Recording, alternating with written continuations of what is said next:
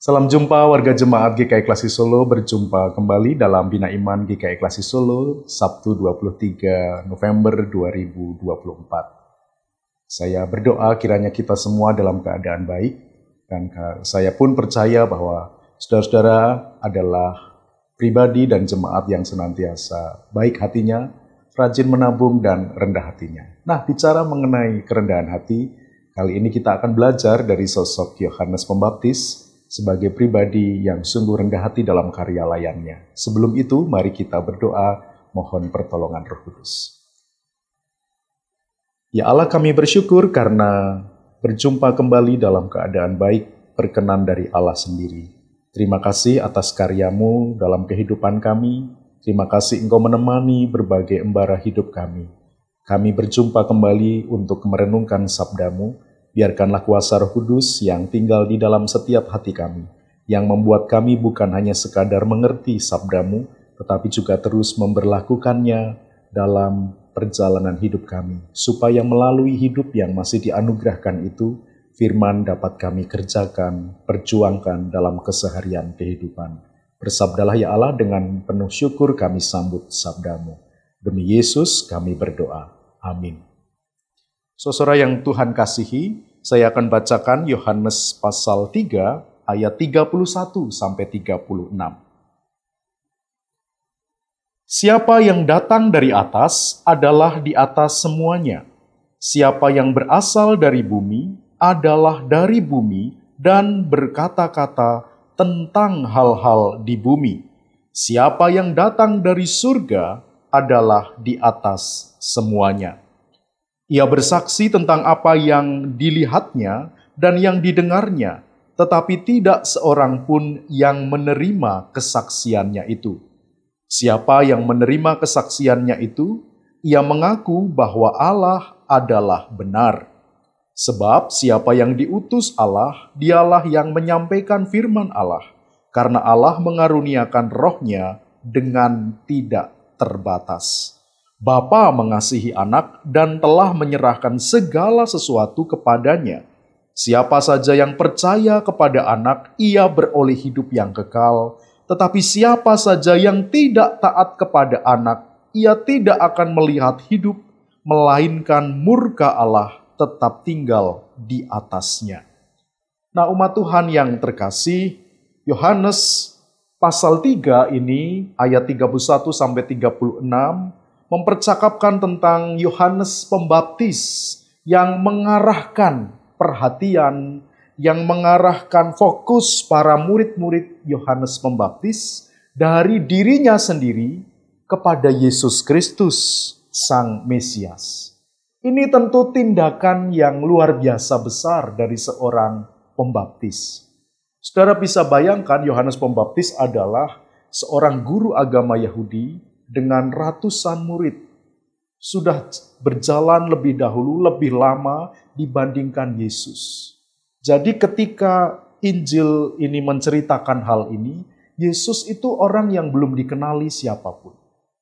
Dia hanya orang yang baru saja dibaptiskan di Sungai Yordan, tetapi gak banyak yang mengikuti dia dan gak banyak yang tahu dia. Sementara Yohanes Pembaptis itu sudah menjadi guru agama Yahudi dengan ratusan murid bersama-sama dengan dia. Dalam posisi itu, kerendahan hati Yohanes Pembaptis tampil bukan hanya ketika ia membaptis Yesus, tetapi juga tampil ketika ia mengarahkan murid-muridnya untuk melihat bahwa Mesias bukan dirinya. Padahal pasca pembaptisan banyak orang, ribuan orang menjadi dibaptiskan oleh Yohanes Pembaptis, sebenarnya ada peluang besar bahwa dia dapat saja mengaku dirinya atau mendaku dirinya sebagai Mesias. Tetapi itu tidak juga dilakukan pembaptis. Dalam kerendahan hati itulah ia berkarya, bahkan mengarahkan para muridnya dan memperkenalkan, mempresentasikan siapakah Yesus itu di hadapan para muridnya.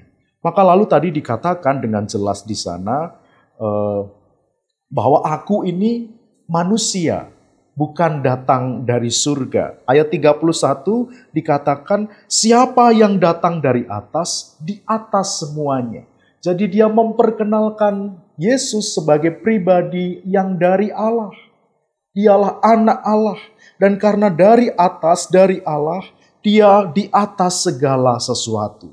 Tetapi menyangkut dirinya yang adalah sudah menjadi orang besar, sudah menjadi guru agama yang besar, sudah punya pengikut yang besar dan pengaruh yang besar, dia mengatakan bahwa siapa yang berasal dari bumi adalah dari bumi dan berkata-kata tentang hal-hal di bumi saja. Sesuatu yang sifatnya terbatas, sesuatu yang sifatnya tidak kekal. Tetapi siapa yang berkata dan datang dari atas, dari surga, adalah di atas semuanya. Jadi kita melihat betapa dia tampil pembaptis ini dengan kerendahan hatinya. Bahwa yang dia lakukan selama ini hanya mempersiapkan jalan bagi Sang Mesias, bagi anak Allah. Dan bahkan dia lalu menerangkan lebih lanjut tentang siapa Yesus. Yesus adalah anak Allah, utusan Allah, Mesias, Kristus. Dia yang sudah dinubuatkan para nabi, yang diurapi, yang menyelamatkan dunia. Makanya dikatakan kepada para muridnya bahwa Yesus datang bukan hanya sebagai guru atau sebagai nabi, tetapi sebagai utusan Allah yang membawa kebenaran yang bersumber dari dirinya sendiri. Maka firman yang menjadi manusia, yaitu Yesus Kristus, adalah kebenaran yang menghidupkan itu. Karena otoritasnya tidak dimiliki dari dunia, tetapi berasal dari surga. Dan kita pun membacanya di sana dengan sangat terang. Maka iman bukan kepada pembaptis, tapi para muridnya diajak untuk mengarahkan iman mereka kepada Yesus yang membawa kehidupan kekal. Makanya ayat 36 dengan jelas ngomong itu. Siapa saja yang percaya kepada anak, ini menyebut tentang Yesus Kristus, ia beroleh hidup yang kekal. Siapa tidak percaya, tidak taat kepada anak, ia tidak melihat hidup, melainkan murka Allah atasnya.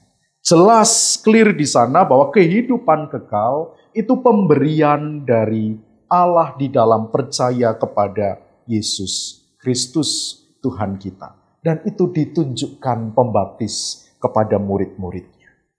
Saudara yang dikasihi Tuhan, sebagai murid-murid Kristus, kita pun dipanggil untuk menghidupi spirit pembaptis ini.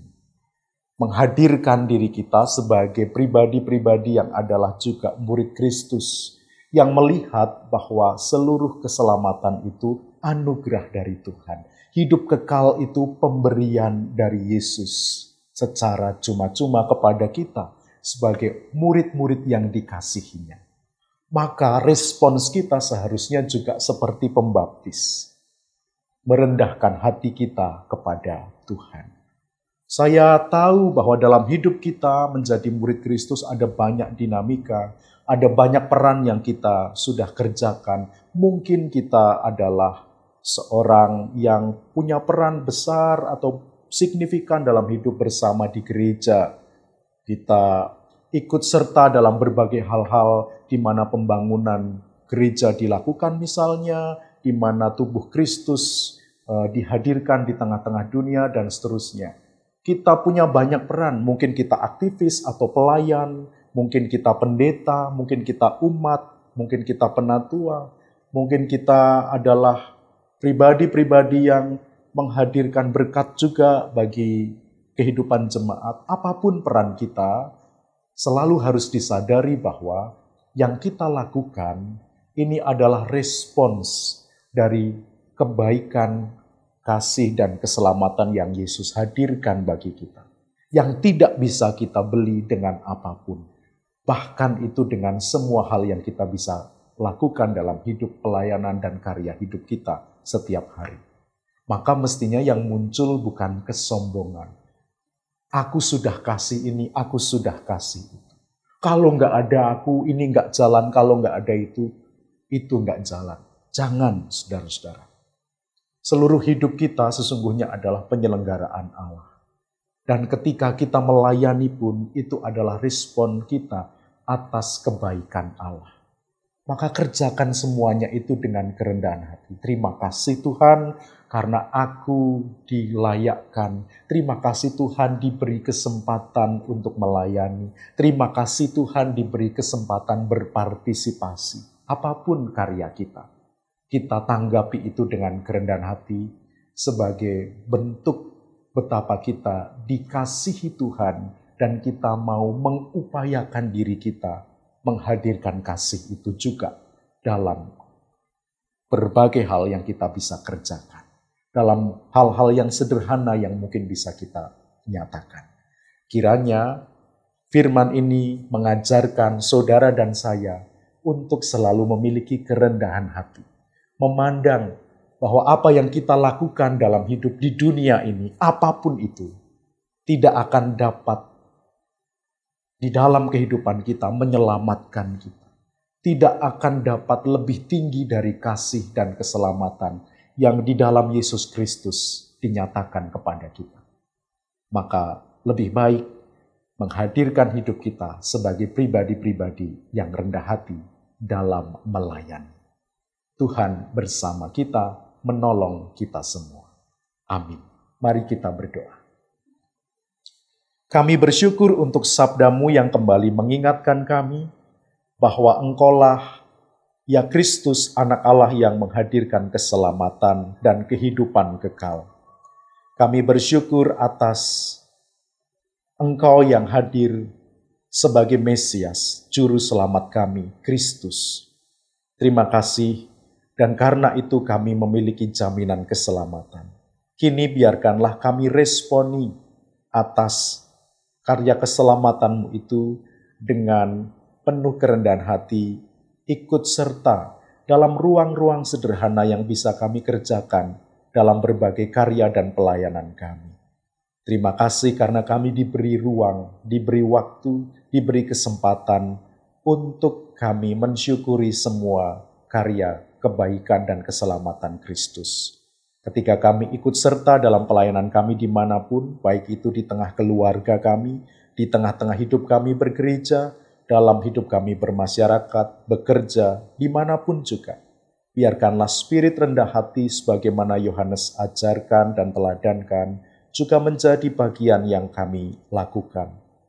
Seperti juga terutama teladan dari Yesus Kristus, anak Allah yang rela mengorbankan dirinya mati bagi kami, manusia yang tidak layak menerimanya.